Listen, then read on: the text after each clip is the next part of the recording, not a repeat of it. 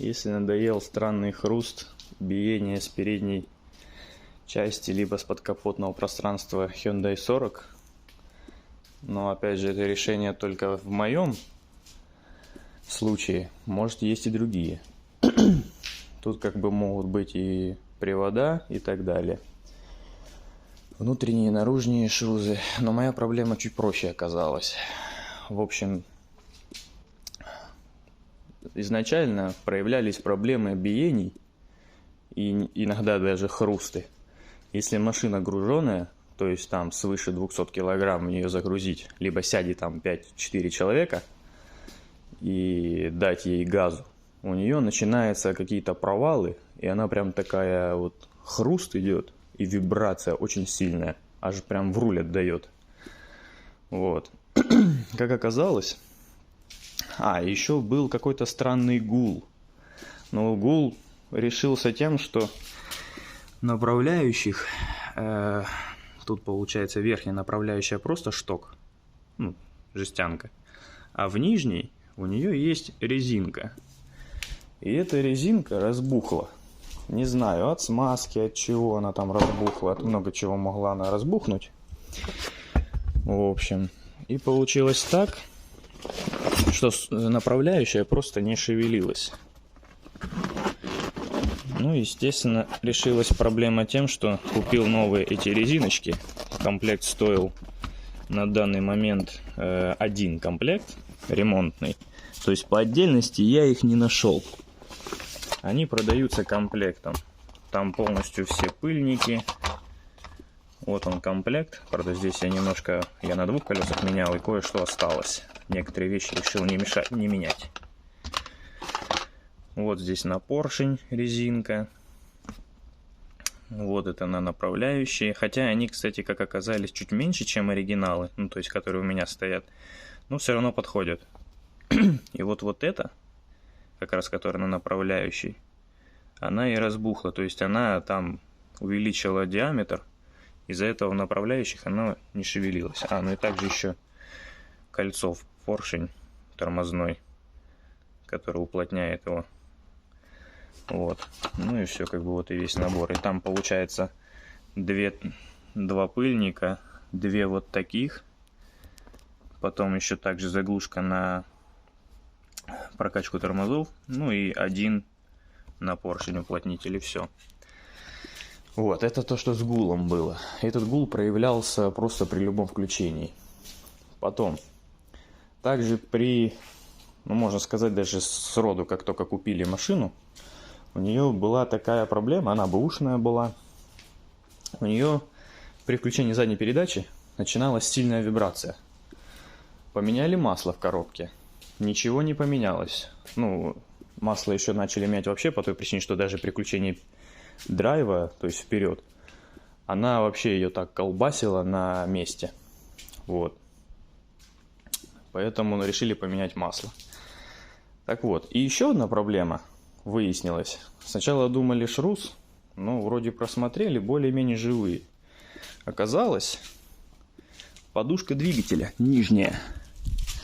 Визуально она целая, но под нагрузкой, когда газу даешь, двигатель наклоняется вот так, либо растягивается, то есть ее либо растягивает, либо сдавливает, и она не срабатывает на отбой. То есть она просто ее там вот так колбасит, а если ее колбасит, то, естественно, и двигатель стучит.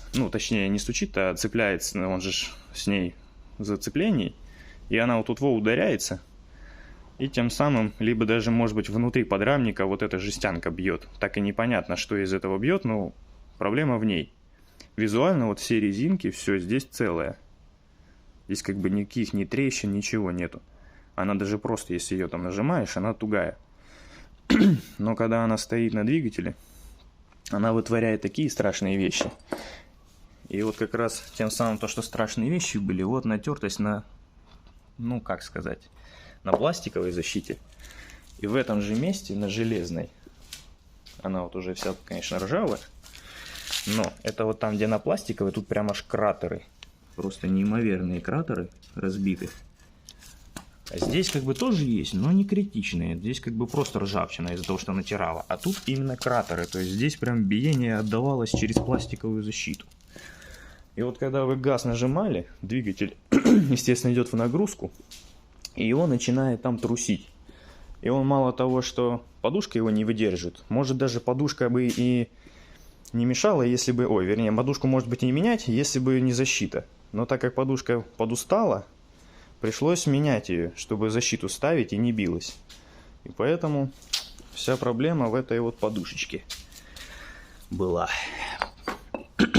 Ну а гул был в тормозах. Сейчас как бы все тихо, все работает. Газ в пол даешь, тишина. Единственное, остается еще вибрация при разгоне. Я много чего читал по сайтам. Люди говорят, типа, как раз из-за подушки тоже. Но еще там кто-то сказал, что в коробке либо синхронизаторы выходят, ну, то есть подизнашиваются, либо вал, но, честно скажу, не помню какой. Говорят, они изнашиваются, и бывает вибрация появляется. Но, как говорится, пока ездит, пускай ездит. Эта вибрация проявляется только аж когда прям в отсечку ее крутить, тогда да.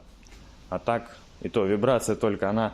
На старте этой вибрации нет, она проявляется после 80 и до 100-110. Потом этой вибрации нет. И опять же при интенсивном нажатии педали на газ. Поэтому если кому помог, не за что.